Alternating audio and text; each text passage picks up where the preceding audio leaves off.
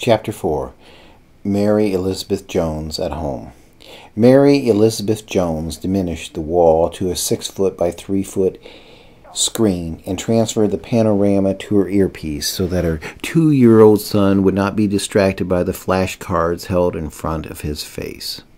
She was able to monitor the action in Waller County and eat her shrimp bamboozy while admiring her budding math genius. Brecker Anthony Jones's first word was Mom, and his second word was No. Thereafter, he added only numbers to his vocabulary. "How much is 7 times 5? The 19-year-old Chi asked with a pronounced Chinese accent. 35, Brecker answered. Mary Elizabeth Jones beamed. This is what made her struggle worthwhile. Taking the chances that she routinely took, she was keenly aware that she could lose her sons forever, and this knowledge made her even more appreciative of the time she spent with them. Suddenly, Mary Elizabeth Jones cringed as she was once more struck with a bolt of remorse. She had not yet fully accepted the truth.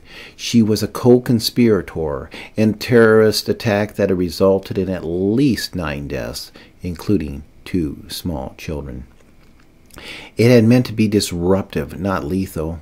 If their operatives were able to toxify the buildings and the automobiles and the other physical assets of Waller County Sheriff's Department, Jim Garfield could then use the southeast corner of the county to set up labs and distribution headquarters. But no one was supposed to get killed. The deaths of the 3 officers and the 4 civilian support personnel were intolerable.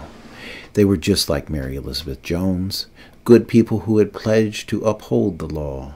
She might have met some of these people or at least talked to them on the phone. They were good people, but she might somehow rationalize their deaths. But she knew that she could never be at peace with the deaths of the 2 children. Sheila June had properly buckled her 2 children in the back seat. For reasons unclear, Ms. June drove by the sheriff's department shortly after the chemical attack had been launched. Her eyes watering from the chlorine gas, she pulled her Mazda to the side of the road where she gagged and retched. Her 160-pound body was able to withstand the onslaught of toxin, but the 2 40-pound bodies in the back were overwhelmed by the poison. Mickey June had lived 3 years. Molly June, 4. God, please help me, Mary Elizabeth Jones bleated suddenly. Chi turned to her and then turned away. Mary Elizabeth Jones had told her that she was upset at the events in Waller County, saying that she personally knew some of the victims. Maybe that would explain her sudden tears and outburst of prayer. Why should God answer her prayers? She had slain his children. That passage from Matthew, she couldn't recite it, but she had the gist of it. Whoever hurts Jesus' children, better that they never be born. She wished that she had never been born. She wished that she had never met Jim Garfield. The doorbell chimed eine kleine Nachtmusik. Speak of Lucifer himself, Mary Elizabeth Jones muttered to herself. She grabbed her custom-made Gigante 9mm pistol that could only be fired if it detected one of 8 of her unique physical attributes, and with Ivan and Vlad by her side, she sauntered to the front door. With a flip of a switch, the panorama flipped to security mode, and an image of her visitor appeared on every view wall in the house. As expected, Jim Garfield had arrived. Mary Elizabeth Jones studied Jim Garfield on the foyer wall as he stared directly into the camera. 30 years old, average height, stocky build, dark hair, full beard, and piercing blue eyes that looked through the camera and sent shivers down her spine. Was he angry or just his normal, intense self? Mary Elizabeth Jones opened the door, and Jim Garfield barged in. They said nothing to each other, but Jim Garfield followed her at a polite distance.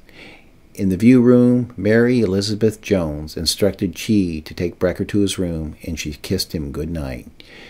She dimmed the view screen, and turned on the lights.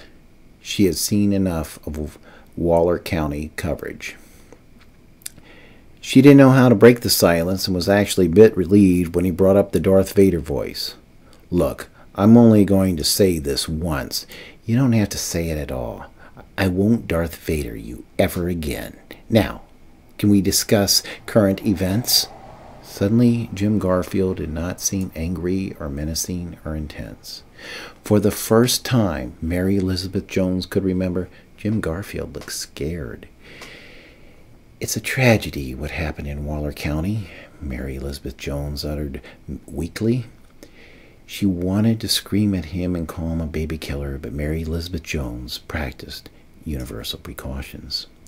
Jim Garfield shifted in his V-chair that Mary Elizabeth Jones had arranged in the chat position.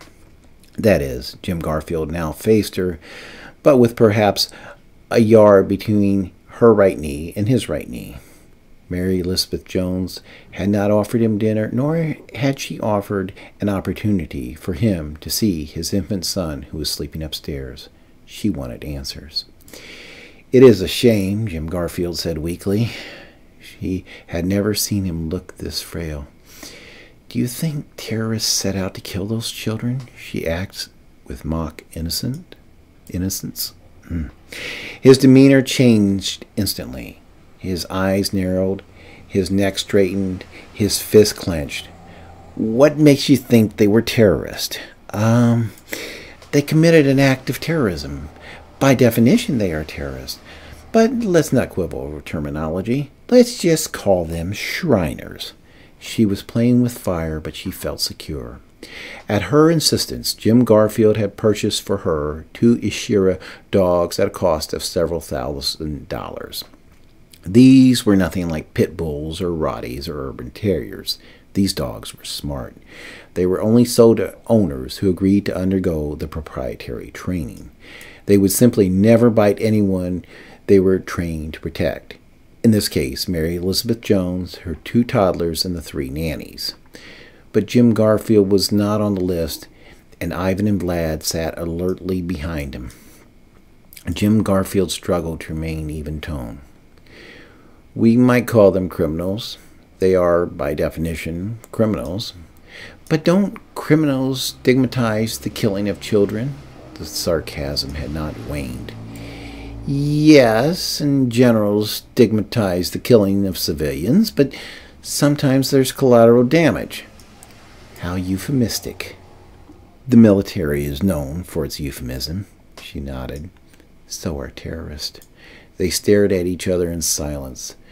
"The second biggest mistake of my life," Mary Elizabeth Jones said to herself. Yes, Jim Garfield paid her mortgage, paid for her security system, paid for nannies 24/7, paid for her gigantic pistol and 2 highly trained Ishiras, and he provided her with spending money. But he had killed 2 kids and 7 other people and connected her to the murders. Getting involved with Jim Garfield was easily the second biggest mistake of her life. Jim Garfield rose to his feet, and silently the dogs appeared on each side of him. "I would never hurt you," he said, ever so meekly as he froze his movement. "I am so—" He paused for a long time before completing the sentence. Then he whispered, "Sorry." They stared at each other's eyes for a long time. Mary Elizabeth Jones was determined to outlast him, but at some point she accepted his submission and pointed to the chair. He slowly seated himself, and they again stared at each other, but this time it was not a confrontation. "He is a good-looking man," Mary Elizabeth Jones reminded herself. Finally, Jim Garfield announced, "I'll call you tomorrow night." He waited for a response and, more importantly, the dog's reactions. "Okay," she whispered softly, with palpable tenderness. With that approval, Jim Garfield slowly rose and strolled past Mary Elizabeth Jones and her 2 wary canines who now flanked her chair. She did not show him to the door, but monitored his movement on the panorama. Whatever relief she had hoped for had somehow escaped her. She knew that she would have trouble sleeping tonight. She did not yet know that this would be the first of many sleepless nights.